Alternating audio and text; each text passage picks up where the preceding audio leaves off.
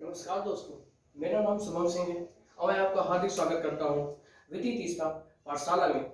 देखिए, आप लोग बोर्ड पे देख रहे होंगे कि हमने डाइजेशन की प्रोसेस ये किस प्रकार होती है। अब देखिए, सबसे पहला जो हम खाना खाते हैं, खाना खाने के बाद हमें न्यूट्रिएंट्स मिलते हैं। क्या मिलते हैं? पोषक तत्व मिलते हैं। और पोषक तत्व तुम्हारे कौन कौन से हैं? कार्बोहाइड्रेट, प्रोटीन, लिपिड, मिनरल्स और वाइटामिन्स। देखिए, हम एक एक का डाइजेशन पढ़ेंगे, इनको छोड़कर, ये दो मिनरल्स और विटामिन्स को छोड़कर हम कार्बोहाइड्रेट का पाचन कहाँ पर होता है, कैसे होता है, प्रोटीन का पाचन कैसे होता है, किस प्रकार होता है, कहाँ पर होता है, और बिल्कुल सेम प्रोसेस लिपिड की भी देखेंगे। लिपिड यानी कि ये फैट ही होता है। ठीक है। अब देखिए, सबसे पहले हम देखो, हमारा जो डाइजेशन की प्रक्रिया है वो हमारे माउथ से ही स्टार्ट हो जाती है। देखिए, हमने अपने प्रीवियस में एक छोटी सी गलती कर दी थी। गलती ये की थी, हमने आपको बताया था कि जब हम रोटी खाते हैं, रोटी खाने के बाद जो हमें थोड़ी देर खाने के बाद जैसे उसमें लार मिलती है, सलाइवा मिल जाती है, तो बोलस बनता है। ठीक है। और बोलस बनने के बाद क्या होता है कि थोड़ी देर के बाद रोटी जब हम उसको च्युई करते रहेंगे, यानी कि कहने का मतलब है उसको चबलाते रहेंगे, तो हमें थोड़ी देर के बाद जो है हमारी रोटी मीठी लगती है। तो हमने आपको बताया था कि रोटी मीठी जो है क्या इसलिए लगती है कि जो टायरिन एंजाइम होता है, कहाँ पे होता है ये टायरिन एंजाइम? हमको कहाँ से मिला? ये टायरिन एंजाइम जो है हमें लार ग्रंथियों से मिला, जो यानी कि लार से।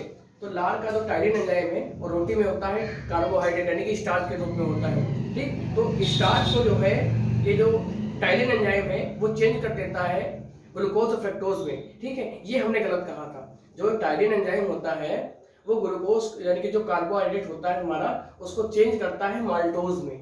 किसमें चेंज करता है? माल्टोज में। इसी माल्टोज के कारण हमें जो है रोटी मीठी लगती है। ठीक है। तो मैं उस अपने कथन के लिए आप सबसे जो है सॉरी बोलता हूँ। ठीक है। तो थोड़ी बहुत यार मिस्टेक हो जाती है, इसलिए हमने अपने उस वाली वीडियो में भी जो है अपने ये क्षमा के लिए लिख दिया था, और मैं अभी भी इसकी अपनी जो नेक्स्ट वीडियो उसमें भी जो है ये बोल दिया है। ठीक है। अब देखिए, हम आगे की बात करते हैं। देखिए, हमारा खाना जो है माउथ माउथ से बक्कल कैविटी यानी कि माउथ कैविटी, उसके बाद फेरिंग्स, फेरिंग्स के बाद ईसोफेगस, ईसोफेगस के बाद हमारा भोजन जो है स्टमक में पहुंच चुका है। ठीक है। और स्टमक में पहुंचने के बाद लगभग 3 से 4 घंटे तक रुकता है। रुकने के बाद की जो है आगे की प्रक्रिया होने वाली है। ठीक है। अब देखो, अब हम बात करते हैं सबसे पहले छोटे बच्चों की। सुनो भैया, ध्यान से सुनो। अब हम बात करते हैं छोटे बच्चों की जो नवजात शिशु होते हैं। उन्हें जब माँ दूध पिलाती है, ठीक है, और दूध पिलाने के बाद क्या होता है, तुमने देखा होगा जब तुमने उसे गोद में लिया होगा तो हल्का सा भी उसका जो उसके स्टमक पर यानी उसके पेट पर जो है जब दबाव पड़ता है तो उसका दूध जो है वो बाहर आ जाता है। ठीक है। लेकिन उसने पिया तो दूध था। ठीक है। लेकिन जो यानी कि बच्चे ने दूध पिया, और जैसे ही दूध यानी कि दूध पीने के बाद तुमने उसे अपनी गोद में लिया, ठीक, और हल्का सा भी उसके अगर दबाव पड़ गया, ठीक है, तो वो जो है जब बाहर आता है, तो जो है क्या होता है, वो हल्का गाढ़ा हो जाता है, जस्ट लाइक कर्ड। कर्ड यानी कि दही, दही नुमा हो जाता है। ठीक है। ये क्यों होता है? देखो क्या होता है, अब हम तुमको प्रोसेस बताने जा रहे हैं, कर्डलिंग ऑफ मिल्क। हम आपको क्या बताने जा रहे हैं? प्रोसेस। कौन सी प्रोसेस? लेकिन थोड़ा इरेज कर देते हैं। हम आपको बताने जा रहे हैं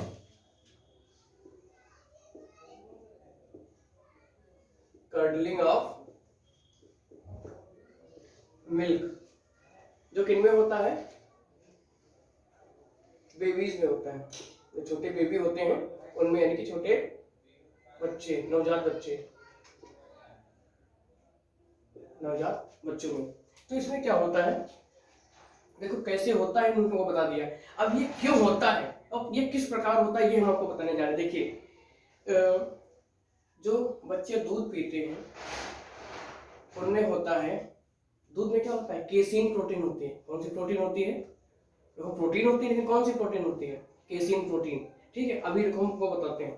देखिए, सबसे पहला हमारे जैसे ही बच्चे ने दूध पिया, वो दूध कहाँ गया? स्टमक में गया। तो देखो, हमारे स्टमक से जो है, स्टमक की जब वो जो वॉल होती है, उसमें से क्या निकलता है, गैस्ट्रिक जूस निकलता है। क्या निकलता है, गैस्ट्रिक जूस निकलता है। क्या निकलता है, गैस्ट्रिक जूस, यानी कि पाचक रस निकलते हैं। क्या निकलता है, पाचक, हिंदी में लिख देता हूं मैं इसे, पाचक रस, पाचक रस निकलते हैं, ठीक है। और इस पाचक रस में HCl यानी कि हाइड्रोक्लोरिक एसिड और प्लस एंजाइम भी होते हैं। तो अब देखो जब कभी भी किसी भी एंजाइम के आगे, किसी भी एंजाइम के नाम में तुम्हें जन मिल जाए, क्या मिलेगा, जन या प्रो। किसी भी एंजाइम के नाम के आगे तुमको अगर तो यानी कि नाम में आगे पीछे में नहीं मतलब है, तुमको जो किसी भी एंजाइम के नाम में तुम्हें जन लगा हुआ दिखे या प्रो लगा हुआ दिखे, तो ये दोनों ही उस एंजाइम की इनएक्टिव फॉर्म होती है। कौन सी फॉर्म होती है, इनएक्टिव फॉर्म होती है, ठीक है। तो देखो यहाँ पे कौन सा एंजाइम है, पेप्सिनोजन, यानी कि ये इनएक्टिव फॉर्म है। प्रोरेनिन, कौन सा एंजाइम है, प्रोरेनिन। तो ये जो प्रोरेनिन एंजाइम है ये क्या करता है, यानी कि ये भी प्रो लगा है नाम में, देखो इसके नाम में प्रो लगा है, इसमें जल लगा है, तो ये दोनों क्या है, इनएक्टिव फॉर्म है। तो देखो हमने अभी आपसे बताया था कि हमारे गैस्ट्रिक जूस में HCl भी निकलता है, ठीक। तो ये जो HCl होता है ये क्या करता है, देखो हमारा सबसे पहला दूध में होता है प्रोटीन, और प्रोटीन को पचाने के लिए दो एंजाइम होते हैं। प्रोटीन को पचाने के लिए कौन सा एंजाइम होता है, दो एंजाइम होते हैं। पहला होता है पेप्सिन और दूसरा होता है रेनिन। दूसरा कौन सा एंजाइम होता है, रेनिन एंजाइम होता है, ठीक है। अब देखिए छोटे बच्चों में यह रेनिन एंजाइम काम करता है। कौन सा एंजाइम काम करता है, रेनिन एंजाइम। तो देखिए रेनिन एंजाइम क्या करता है, सबसे पहले और ये दोनों एंजाइम इनएक्टिव फॉर्म में होते हैं। तो देखिए इनएक्टिव फॉर्म में है पेप्सिनोजन, अब पेप्सिनोजन और प्रोरेनिन। अब देखिए हमको इन्हें एक्टिव करना है, यानी कि हमें नहीं करना है, ये स्टमक को करना है, ठीक है। अब देखो पेप्सिनोजन यानी कि ये इनएक्टिव फॉर्म है। जब इसे HCl के द्वारा क्या होता है, जब इसमें HCl काम करता है इसके ऊपर, ठीक, तो ये क्या हो जाएगा, एक्टिव हो जाएगा। ये क्या हो जाएगा, ये तुम्हारा एक्टिव हो जाएगा, कि यानी कि ये जो तुम्हारा पेप्सिनोजन था इनएक्टिव था, अब ये जन इसका हट गया, यानी कि अब ये एक्टिव हो गया है। ये किसमें बदल गया, ये पेप्सिन एंजाइम में बदल गया। दूसरा देखो प्रोरेनिन, दूसरा कौन सा एंजाइम है, प्रोरेनिन। और प्रो एंजाइम जब HCl पे वर्क किया तो जो है किसमें चेंज हो गया, रेनिन में। तो रेनिन तुम्हारा क्या है, देखो तुम्हारा प्रोरेनिन क्या था, इनएक्टिव फॉर्म, और ये रेनिन क्या है, एक्टिव फॉर्म। अब क्या होगा देखो, अब हम देखो ये जो रेनिन एंजाइम है, ठीक है, ये बच्चों में वर्क करता है। किसमें वर्क करता है, बच्चों में। किस लिए, कर्डलिंग ऑफ मिल्क के लिए। अब देखो ये दूसरा एंजाइम जो है, या जो हम लोग खाते हैं, जैसे खाना वगैरह खाया तो उसमें प्रोटीन मिली, ठीक, तो ये पेप्सिनो यानी कि पेप्सिन एंजाइम काम करता है, ठीक है, यानी कि जब हम लोग बड़े थोड़ा हो जाते हैं तब। लेकिन कर्डलिंग ऑफ मिल्क के लिए रेनिन ही रिस्पॉन्सिबल होता है। तो देखो क्या होता है, देखो तुम्हारे ये दोनों एंजाइम क्या हुए हैं, एक्टिव हो गए हैं। क्या हो गए हैं, एक्टिव हो गए हैं। लेकिन वर्क कौन करेगा, कर्डलिंग ऑफ मिल्क के लिए, यानी कि कर्डलिंग ऑफ मिल्क का मतलब होता है यानी कि दूध से दही का बनना। अब देखो हमने तुमको बताया था कि बच्चे ने जो दूध पिया है उसमें कौन सी प्रोटीन है, केसीन प्रोटीन है। कौन सी प्रोटीन है, केसीन प्रोटीन। अब देखो क्या होता है, ये तुम्हारा केसीन प्रोटीन हो गया। कौन सा प्रोटीन है, केसीन प्रोटीन। ये इसे क्या लिखा है हमने, मिल्क प्रोटीन, ठीक है। अब जब इसी मिल्क प्रोटीन पर जब रेनिन एंजाइम वर्क करता है तो क्या बनता है, पैरा कैसीन बनता है। क्या बनता है, पैरा कैसीन। अब देखो अब इसी पैरा कैसीन से जब कैल्शियम जुड़ता है, क्या जुड़ता है, कैल्शियम। जब कैल्शियम जुड़ता है तो बनता है कैल्शियम पैरा कैसिनेट बनता है। क्या बनता है, कैल्शियम पैरा कैसिनेट। और जैसे ही कैल्शियम पैरा कैसिनेट बना तो यही तुम्हारा है कर्ड। यही तुम्हारा क्या है, कर्ड।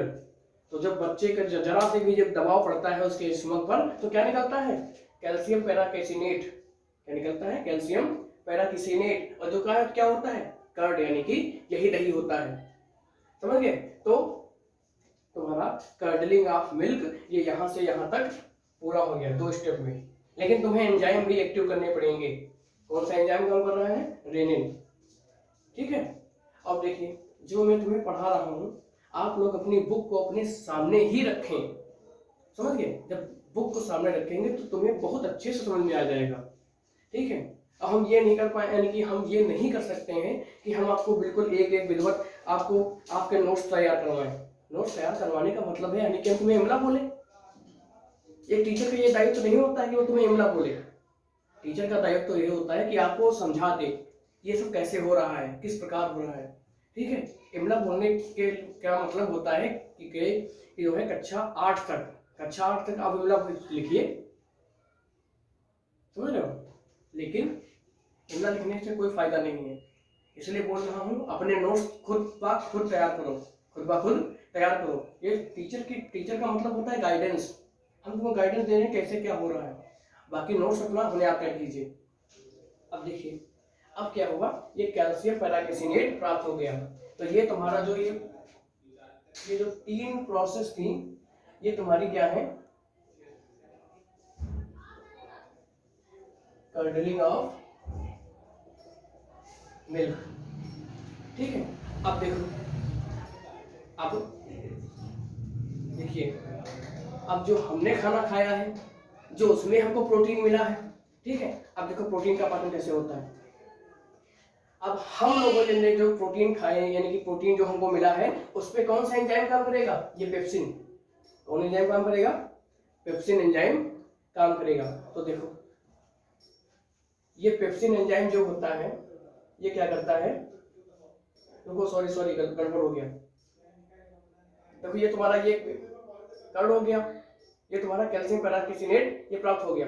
अब देखो अब ये देखिए जो हमने दूध पिया है, हम लोग भी तो खाना खाने से पहले सुबह मॉर्निंग में दूध पीना अच्छा होता है, सुनने में आया है। ठीक है, समझ रहे हो? अब देखिए जो हमने दूध पिया है उसमें भी केसिन मिला है, तो हम अगर तो अपने पेट पे यानी कि स्टमक पे कितना भी दबाव डालेंगे वो दूध बाहर नहीं आएगा, और जो बाहर आएगा भी तो ये कर्ड नहीं बन के आएगा। अब देखो जो हमने दूध पिया है तो हमें भी यही प्रक्रिया होंगी, ये सारी प्रक्रिया होंगी। ठीक है, लेकिन उसके बाद क्या होगा, लेकिन जो ये हमारे पास यहाँ पर कैल्शियम पैराकेसिनेट बना था तो इसी कैल्शियम पैराकेसिनेट पे पेप्सिन एंजाइम काम करेगा। कौन एंजाइम काम करेगा, पेप्सिन एंजाइम। और जब पेप्सिन एंजाइम काम करेगा तो क्या बनेगा, पेप्टोन्स बनेंगे। क्या बनेगा, पेप्टोन्स का निर्माण होगा। ठीक है, उसके बाद क्या होगा, जो हमने खाना खाया है, जो उससे हमको प्रोटीन मिली है, उस पे भी जो है ये जो हमको जो प्रोटीन मिली है ये खाने की प्रोटीन है। ठीक, और ये ऊपर कौन सी है, जो हमने दूध पिया है। ठीक है, अब देखो जो हमें खाने के दौरान प्रोटीन मिली है उस पे भी पेप्सिन एंजाइम काम करेगा, उस पे भी पेप्सिन एंजाइम काम करेगा और पेप्टोन्स का निर्माण करेगा। किसका निर्माण करेगा, पेप्टोन्स का निर्माण करेगा। तो देखिए ये तुम्हारी डाइजेशन ऑफ स्टमक, यानी कि स्टमक में डाइजेशन कैसे होता है, किस प्रकार होता है, ये हमने आपको बता दिया, और कर्डलिंग ऑफ मिल्क भी बता दी है। ठीक है, और गैस्ट्रिक जूस यानी पाचक रस में क्या क्या होता है, एंजाइम्स होते हैं और ये HCl होता है। अब देखो हमने तुमको बताया था कि जब माउथ में जो हम खाना जो हमने चुगलाया था, जो उसे च्युई किया था, ठीक है, तो उसमें क्या मिला था, सलाइवा मिली थी कि नहीं मिली थी। जब हमने आपको बताया था, एक मिनट,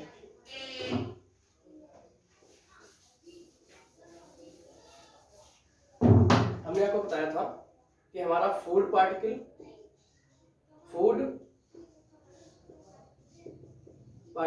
और प्लस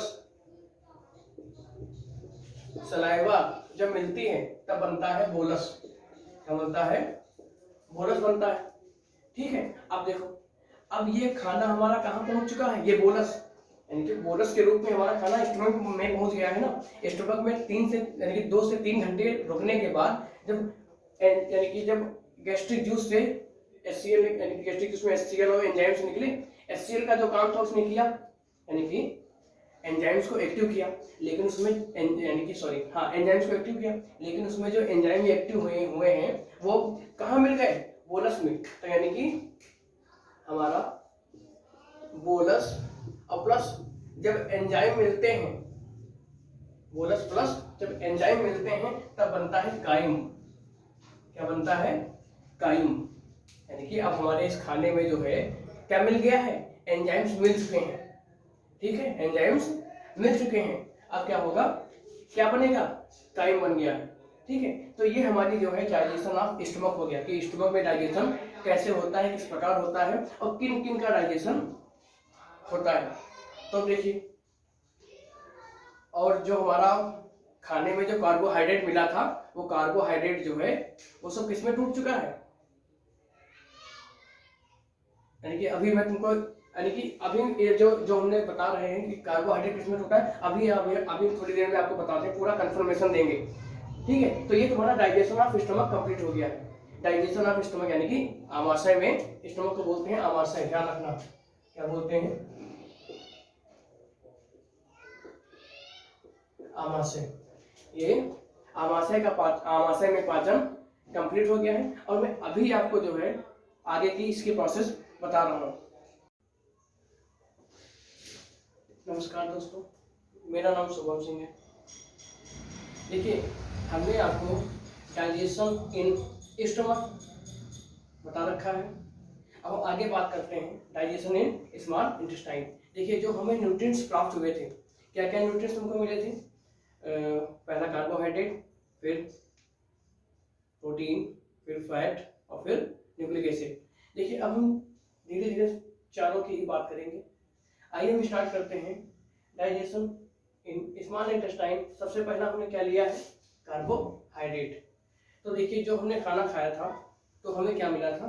स्टार्च मिली थी, क्योंकि खाने में हमें स्टार्च ही मिलता है। देखिए, अब हम बात करते हैं सबसे पहला डाइजेशन इन स्मॉल इंटेस्टाइन। सबसे पहला क्या है? कार्बोहाइड्रेट। और हम बात करते हैं कार्बोहाइड्रेट का पाचन किस प्रकार होता है। तो देखिए, कार्बोहाइड्रेट जिससे बनता है, जब डाइजेशन होता है ये उसी में टूट जाता है। ठीक है, और जैसे प्रोटीन जिससे मिलकर बनी होती है और जब उसका डाइजेशन होता है फिर वो उसी में जो है पुनः वापस हो जाता है। फैट जिससे मिलकर बना होता है दोबारा फिर जो है उसी में जो है चला जाता, यानी कि वो वही बन जाता है। जैसे डीएनए, न्यूक्लिक एसिड जिससे बने होते हैं उसी में जो है पुनः जो है डाइजेस्ट हो जाते हैं। अब हम देखिए बात करते हैं, देखिए सबसे पहले बात करेंगे स्टार्च की। देखो, हमारे पेनक्रियाटिक जूस में पाया जाता है पेनक्रियाटिक एमाइलेज। देखो, खाने के द्वारा जो हमें स्टार्च प्राप्त हुआ है उसमें पेनक्रियास के द्वारा निकला हुआ जो उसका जूस था उसमें पाया जाता है पेनक्रियाटिक एमाइलेज। क्या पाया जाता है? Pancreatic amylase. ये एंजाइम क्या करता है? इस स्टार्च को माल्टोज, आइसोमाल्टोज और प्लस लिमिट डेक्स्ट्रीन में तोड़ देता है। किसमें तोड़ता है? 3 अणुओं में तोड़ता है। देखो, जो पेनक्रियाटिक तुम्हारा एमाइलेज है वो स्टार्च को 3 भागों में तोड़ता है। पहला माल्टोज, फिर आइसोमाल्टोज, फिर लिमिट डेक्स्ट्रीन। अब देखिए, अब क्या हुआ? अब देखिए, माल्टोज को तोड़ने के लिए कौन सा एंजाइम है? माल्टेज। और माल्टेज एंजाइम जब माल्टोज को तोड़ता है, यानी जब डाइजेस्ट करता है तब बनते हैं ग्लूकोज के 2 मॉलिक्यूल। उसके बाद जो ये आइसोमाल्टोज है, तो आइसोमाल्टोज पे जो है आइसोमाल्टेज एंजाइम लगता है। ठीक है, तब ये किसमें टूटता है? ये भी जो है दो ग्लूकोज के मॉलिक्यूल में टूटता है। अगला सुक्रोज, जो हमें खाने के दौरान जो सुक्रोज मिलता है, जो हम लोग मीठा वगैरह खाते हैं, तो उस पे कौन सा एंजाइम लगता है? आइसोमाल्टेज।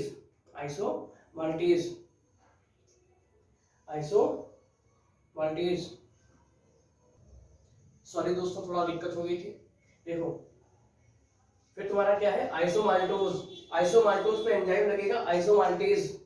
ठीक है, तो तुम्हारा ग्लूकोज के 2 मॉलिक्यूल बन जाएंगे। फिर उसके बाद सुक्रोज जो प्राप्त हुआ है, सुक्रोज पे लगता है सुक्रेज एंजाइम। कौन सा एंजाइम लगता है? सुक्रेज एंजाइम लगता है। तो ग्लूकोज और प्लस फ्रक्टोज में इसे जो है तोड़ देता है, ग्लूकोज और फ्रक्टोज में तोड़ देता है। फिर देखो, फिर आता है लैक्टोज। ये सब कार्बोहाइड्रेट ही हैं। फिर आता है लैक्टोज, और लैक्टोज पे कौन सा एंजाइम काम करता है? लैक्टेज। कौन सा एंजाइम है? लैक्टेज। और जब ये लैक्टेज लगता है तो ग्लूकोज और गैलेक्ट्रॉन्स में तोड़ता है इसे। किसमें तोड़ता है? ग्लूकोज और गैलेक्ट्रॉन्स में तोड़ता है। अब देखो, जो हमारा थर्ड जो प्राप्त हुआ था लिमिट डेक्स्ट्रीन, तो इसमें एंजाइम कौन सा काम करता है? लिमिट डेक्स्ट्राइनेज, यानी कि लिमिट डेक्स्ट्रिनेज यानी कि एंजाइम काम करता है, लिमिट डेक्स्ट्रिनेज। देखो एंजाइम में क्या लगता है? एज लगेगा, एज, ASE, ठीक है। तो ये किसमें तोड़ेगा? इसे ग्लूकोज में। अब हमें ग्लूकोज मिल गया है, ठीक है। अब देखो, अब ये तुम्हारा कार्बोहाइड्रेट का जो पाचन है ये तुम्हारा कंप्लीट हो गया है। अब हम नेक्स्ट बात करेंगे डाइजेशन इन स्मॉल इंटेस्टाइन। दूसरा क्या है? प्रोटीन। अब हम क्या देखेंगे? प्रोटीन का पाचन देखेंगे। देखिए, सबसे पहला जो हमारा,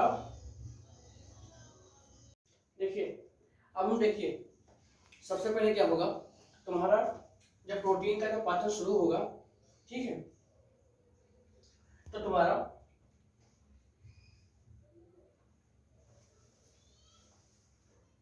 आवाज में, सॉरी, देखिए अब देखिए हमारा जो इंटेस्टाइनल जूस है, यानी कि जो अब हमारा खाना इंटेस्टाइन में आ चुका है ना, तो उसमें से इंटेस्टाइनल जूस निकलेगा, ठीक। उस जूस में जो है 3 एंजाइम होंगे। कौन कौन से? देखिए 3 ही। सबसे पहला इंटेरोकाइनेज होगा। देखिए प्रोटीन के में जो हमको ट्रिप्सिनोजन मिला है, ठीक, अब ये एक्टिव होगा।